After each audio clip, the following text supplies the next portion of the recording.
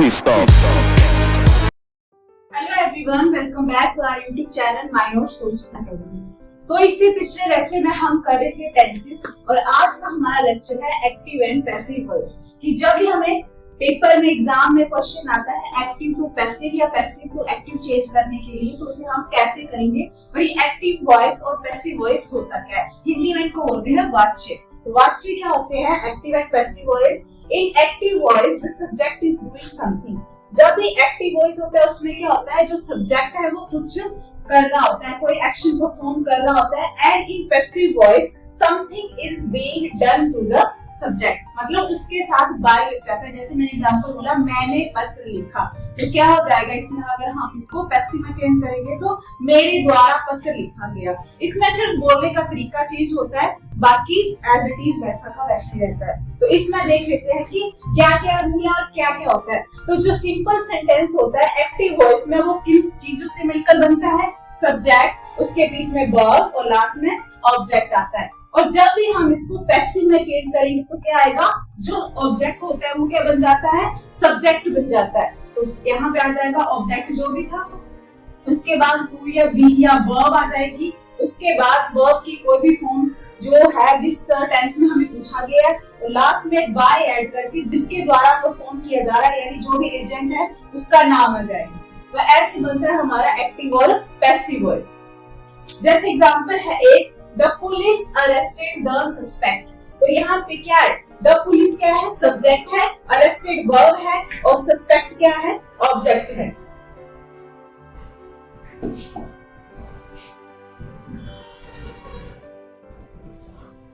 जैसे यहाँ पे है, द पुलिस क्या है? सब्जेक्ट, अरेस्टेड है वर्ब, वर्ब की कौन सी फॉर्म है? थर्ड फॉर्म है। और द सब्जेक्ट क्या है? इसको अदर वर्ड्स या ऑब्जेक्ट बोलते हैं। तो यहाँ पे क्या बोला है? Focus on the police who are doing the arresting, यानी पुलिस क्या है? सब्जेक्ट है जो एक्शन परफॉर्म कर रहा है, अरेस्ट कर रहा है सस्पेक्ट को। ये हो गया एक्टिव वॉइस। अब जब भी हम इसको पैसिव में कन्वर्ट करेंगे तो क्या हो जाएगा, जो भी ऑब्जेक्ट है वो सब्जेक्ट बन जाएगा। यानी हमारा ऑब्जेक्ट क्या है? The suspect. तो ये कहाँ पे आ जाएगा? आगे आ जाएगा, इससे सेंटेंस स्टार्ट होगा। तो द सस्पेक्ट। अब यहाँ पे वर्ब की थर्ड फॉर्म में तो क्या, कौन सी हेल्पिंग वर्ब यूज होगी? वाज या वर। अब वर तो प्लूरल के लिए होता है। अब यहाँ पे द सस्पेक्ट क्या है? सिंगुलर है, तो उसके साथ क्या आएगा? वाज आएगा। और क्योंकि वाज क्यों आया? क्योंकि वर्ब की थर्ड फॉर्म है। तो यहाँ पे आ गया द सस्पेक्ट वाज अरेस्टेड। अब मैंने बोला था कि जब भी एक्टिव टू पैसिव चेंज करते हैं तो बाय जुड़ जाता है, यानी जिसके द्वारा वो एक्शन को परफॉर्म किया जा रहा है, तो बाय आ जाएगा। और लास्ट में आपका क्या आ जाएगा? जो सब्जेक्ट था वो ऑब्जेक्ट बन जाएगा। तो यहाँ पे क्या हुआ? The police arrested the suspect, क्या बन गया? The suspect was arrested by the police. Clear है? उसके बाद नेक्स्ट आता है हमारे पास कि टेंस के अकॉर्डिंग हमारे पास कैसे कैसे क्वेश्चन आते हैं और उसको कैसे करना है। जहाँ पे इज हेल्पिंग वर्ब आएगी तो क्या यूज करना है, क्या नहीं करना है। तो यहाँ पे जैसे मैंने लिखा है, सबसे पहले टेंसेस लिखे कि प्रेजेंट में क्या क्या एक्टिव आएंगे, तो उसको हमने कैसे पैसिव में चेंज करना है। और उसके बाद यहाँ पे है पैसिव की एक्टिव और पैसिव, और लास्ट में है फ्यूचर वाले। तो सबसे पहले देख लेते हैं प्रेजेंट के। प्रेजेंट में क्या है? जैसे एग्जांपल है सिंपल टेंस का, आपको एक्टिव पूछा गया है कि ब्रैंडन प्लेज क्रिकेट। ठीक है, तो यहाँ पे क्या वर्ब कौन सी है? प्ले। ब्रैंडन किसी का नाम है तो वो क्या है? सब्जेक्ट है। उसके बाद वर्ब है और क्रिकेट क्या है? ऑब्जेक्ट है। तो यहाँ पे क्या है? हमें पता चल गया कि सिंपल टेंस है। कैसे पता चला? क्योंकि प्लेस यानी वर्ब के साथ एस या एस लगा हो तो वो कौन सा होता है? सिंपल प्रेजेंट टेंस होता है। तो इसको जब भी हम एक्टिव में है ऑलरेडी, इसको हम पैसिव में चेंज करेंगे तो क्या होगा?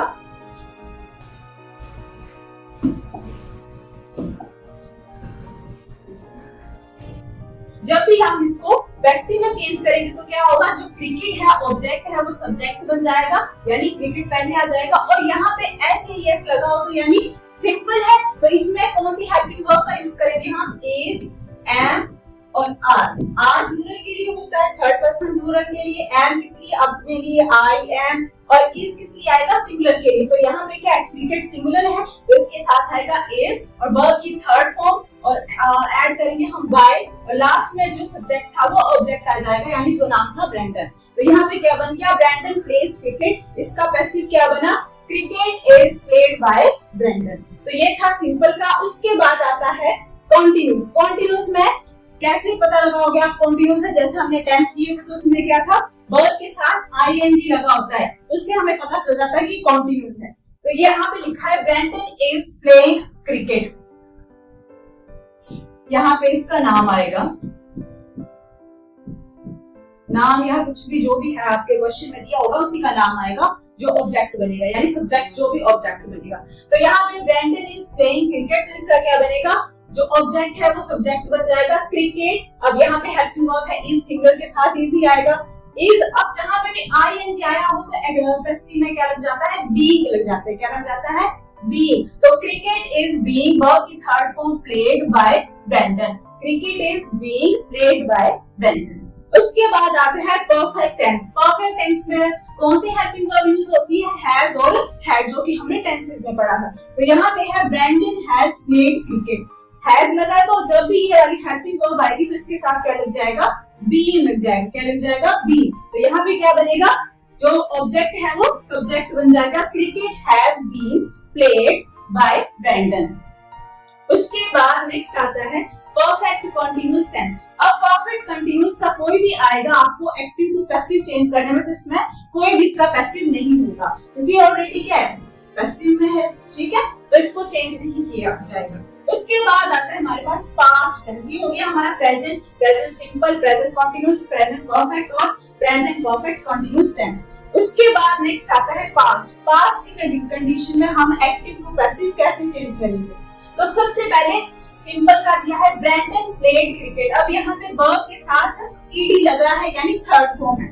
ठीक है, उसके बाद जब भी हम इसको पैसिव में चेंज करेंगे तो क्या आएगा, cricket was played by Brandon. कैसे, यहाँ पे ऑब्जेक्ट था, ये सब्जेक्ट बन गया। उसके बाद थर्ड फॉर्म थी, तब हमारा क्या आएगा, वाज या वर आएगा। अब यहाँ पे सिंगुलर है तो इसके साथ क्या आएगा, वाज आएगा, cricket was played by Brandon. उसके बाद नेक्स्ट है कॉन्टिन्यूअस का। कॉन्टिन्यूअस के साथ क्या होगा, पास्ट का है तो वाज आएगा और साथ में आईएनजी आएगा। सेम एज इट इज इसी की तरह होगा, बस हेल्पिंग वर्ब में फर्क आ जाएगा, इसमें इज से और इसमें वाज आ जाएगा।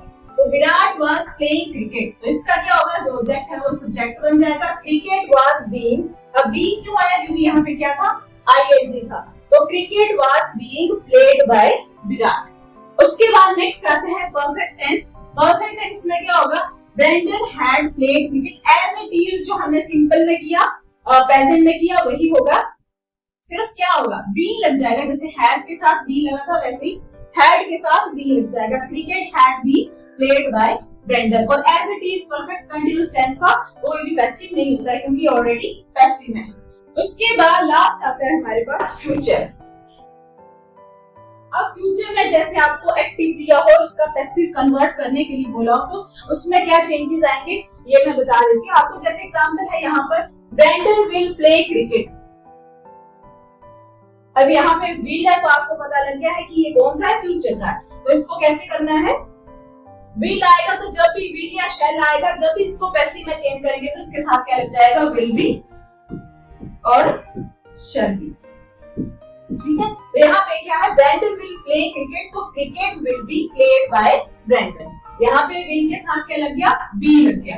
ठीक है, बस इतना से चेंज आएगा। उसके बाद अगर आपको ऑलरेडी ऐसे दिया हो कि Brandon will be playing cricket, तो इसका क्या होगा, क्योंकि बी पहले से लगा हुआ इसमें, तो इसका क्या होगा, कोई भी पैसिव नहीं होगा। उसके बाद नेक्स्ट आता है Brandon will have played cricket. अब विल हैव करके आएगा तो क्या इसमें चेंज होगा, ये will have been, shall have been. ठीक है, तो इसका क्या हुआ, cricket will have been played by Brandon. उसके बाद लास्ट आता है जो हमारा था परफेक्ट कंटीन्यूअस टेंस, उसमें आएगा Brandon will have been playing cricket, तो इसका एज इट इज कोई भी पैसिव नहीं होगा क्योंकि ऑलरेडी पैसिव है। तो ये थे हमारे एक्टिव और पैसिव वर्ड्स की, इसको टेंस के अकॉर्डिंग हमने कैसे चेंज करना है और कौन सी हेल्पिंग वर्ब का यूज कहाँ पे करना है।